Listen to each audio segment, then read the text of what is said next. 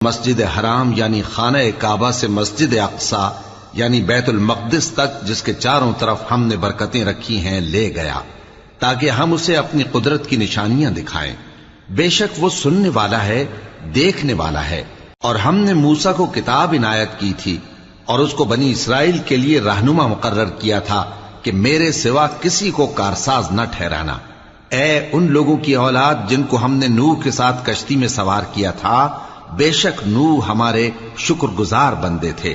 اور ہم نے کتاب میں بنی اسرائیل سے کہہ دیا تھا کہ تم زمین میں 2 دفعہ فساد مچاؤ گے اور بڑی سرکشی کرو گے۔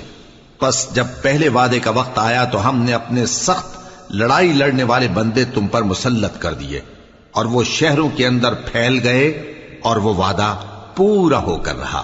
پھر ہم نے دوسری بار تم کو ان پر غلبہ دیا اور مال اور بیٹوں سے تمہاری مدد کی، اور تم کو جماعت کثیر